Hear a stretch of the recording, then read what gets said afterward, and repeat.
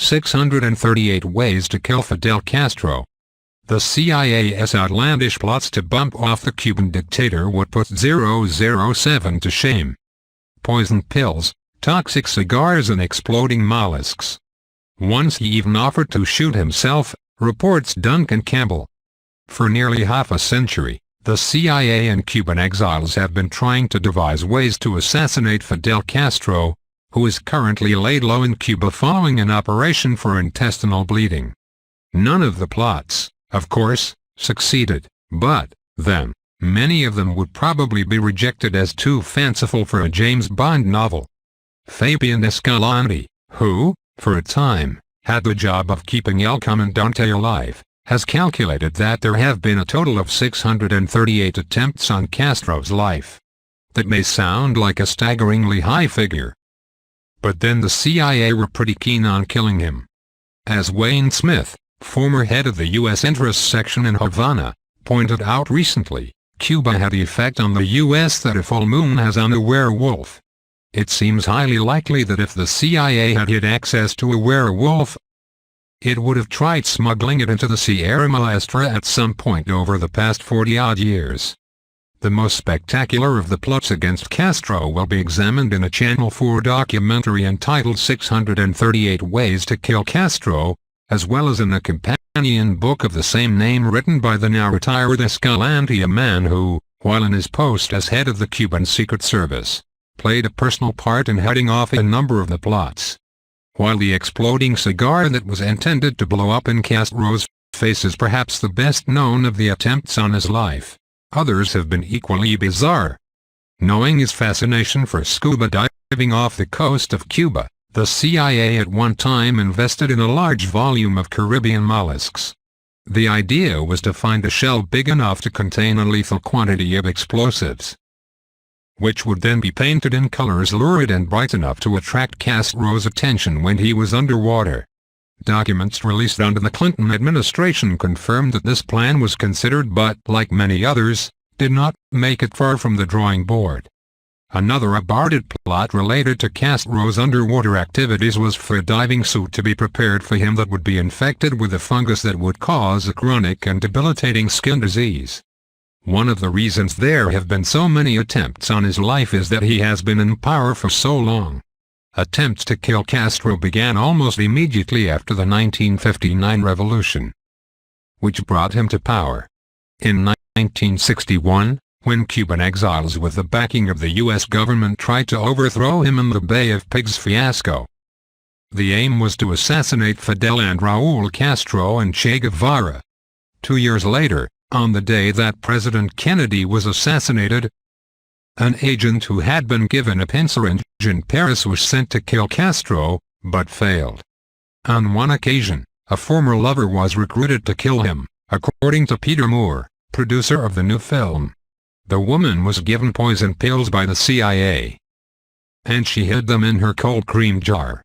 But the pills melted and she decided that, all things considered, putting cold cream in Castro's mouth while he slept was a bad idea. According to this woman, Castro had already guessed that she was aiming to kill him and he duly offered her his own pistol. "I can't do it, Fidel," she told him. No one apparently could. This former lover is far from the only person to have failed to poison Castro. At one point the CIA prepared bacterial poisons to be placed in Castro's handkerchief or in his tea and coffee, but nothing came of it.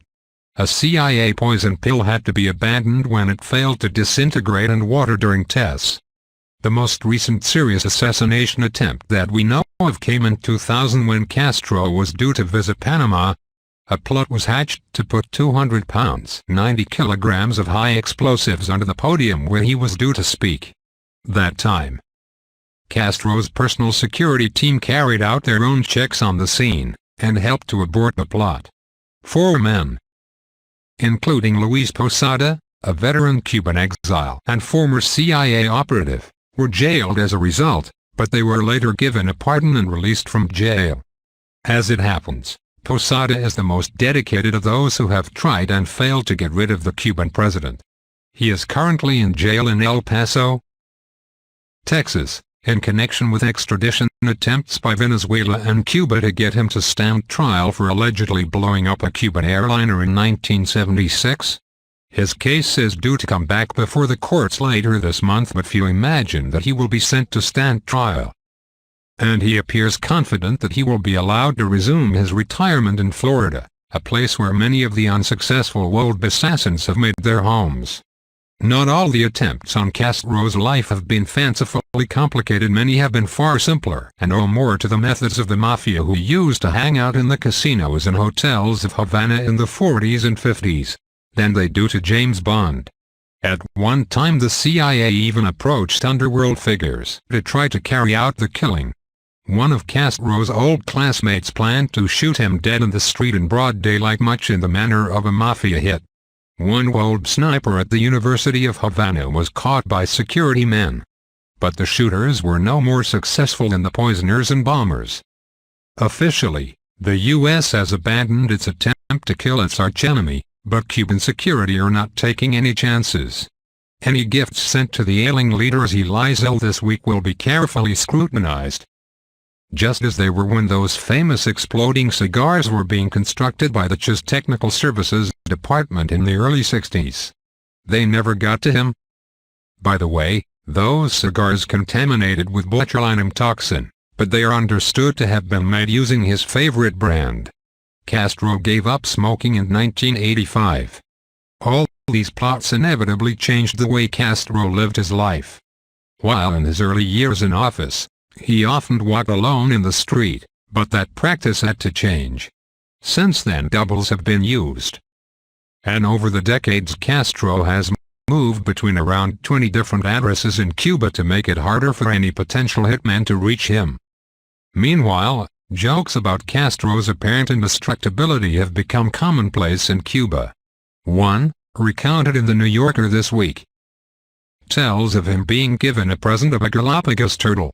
Castro declines it after he learns that it is likely to live only 100 years. Thought's the problem with pets? He says. You get attached to them and then they die on you.